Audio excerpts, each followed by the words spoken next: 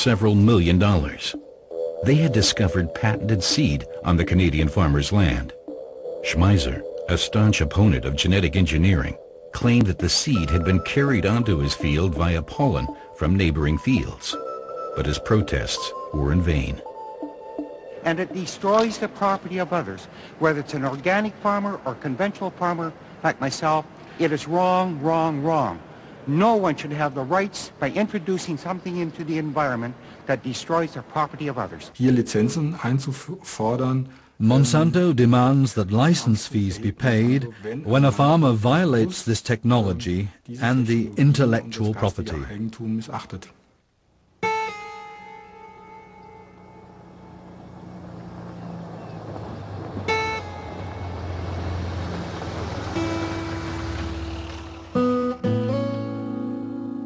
Heartland, USA.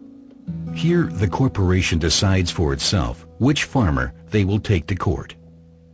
Farmers that buy supplies from Monsanto have to sign a contract that precisely defines the type of crop sown and the method. Já voltamos com Patente Até Onde? Na Management TV.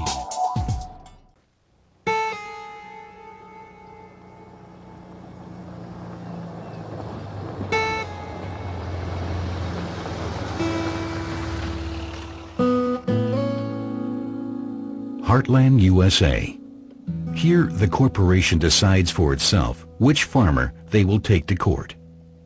Farmers that buy supplies from Monsanto have to sign a contract that precisely defines the type of crop sown and the methods used, and which prohibits the farmer from using his own harvest again as seed the next season.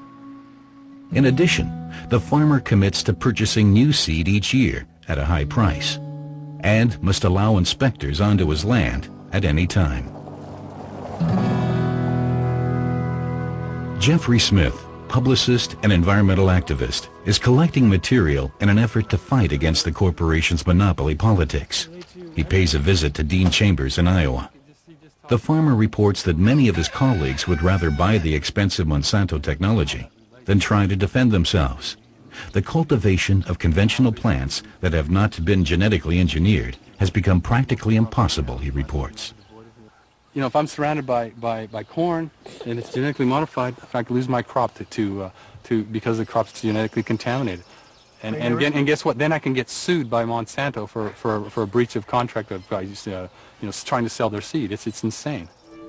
Critics speak of deliberate contamination. The fact is, a dramatic mixing is already taking place. And all the while, the risks of the new genetic technology for the environment and the consumer are still anything but clear. They said PCBs were safe. They weren't. They said Agent Orange was safe. It wasn't.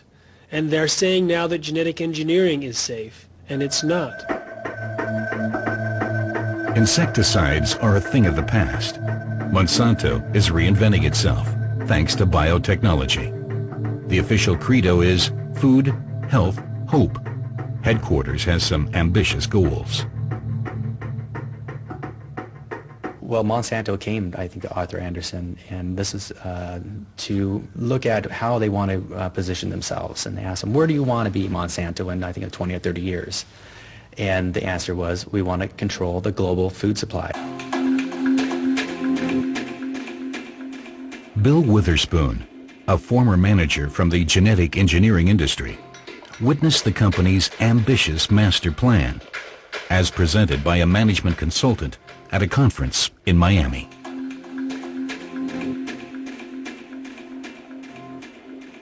The consultant believed that Monsanto would, through controlling intellectual property, patents, right, worldwide control, not have to worry about market share because there would be no one else to compete against them. So part of the discussion was how to remove competition, because that's the only way that you're going to gain the kind of control that's necessary to dominate something as fundamental as the food chain. It wasn't about getting market share. It was about owning the whole thing.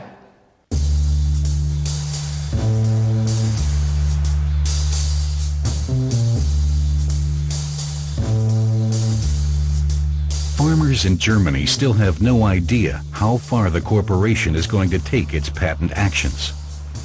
Nonetheless, Christoph Zimmer is uneasy. The first laboratory results are in, and they are anything but encouraging. He wants to conduct further tests on the farm of Manfred Horlacher, who breeds an especially old race of pig. We already did tests at Wenner's and Frieder's, and we found out that up to 75% of pigs have the gene that Monsanto is claiming a patent to. Not so easy obtaining a hair sample. As if the clever Zhao wants to keep the genetic secret behind her ample proportions to herself, she can't be lured out of her corner. Some soy meal comes to the rescue.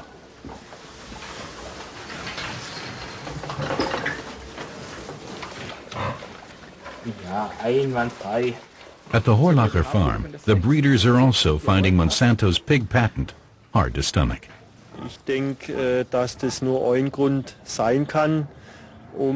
this is only a pretense for making these farmers dependent on the company, as has already happened in the area of grain or corn, where people are forced to purchase seed only from Monsanto, along with insecticide, fertilizer, etc., and wind up being totally dependent on the company.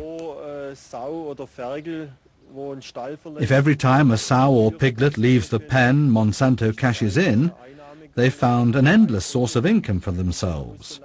Either the farmer has to quit, or if he doesn't want to quit, he has to pay up.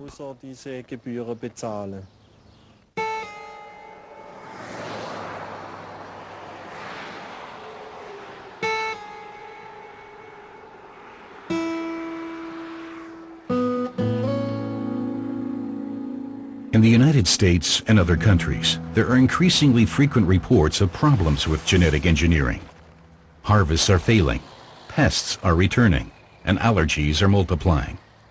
Monsanto has worked a new clause into its more recent contracts that forbids farmers from suing the company if genetically engineered seed should fail. In some American states, farmers who feed their pigs exclusively with genetically modified corn or soy have noticed a mysterious drop in their stock's fertility. Environmental activist Jeffrey Smith suspects that there is a connection between Monsanto's attempt to make a large-scale entry into the pig breeding business and the alleged problems with genetically modified feed. Hi, Jeffrey. Yeah, so I just got word from this person that knows someone that's raising heritage pigs in New York that they also had trouble giving birth when being fed certain varieties of genetically modified corn. And there's these people in Harlan, Iowa that talk about their pigs as a result and not getting pregnant as a result of eating genetically modified corn. So we've got a rather sophisticated puzzle here we have to figure out. So obviously I'm going to call them and I'll visit them in Iowa. That's nearby.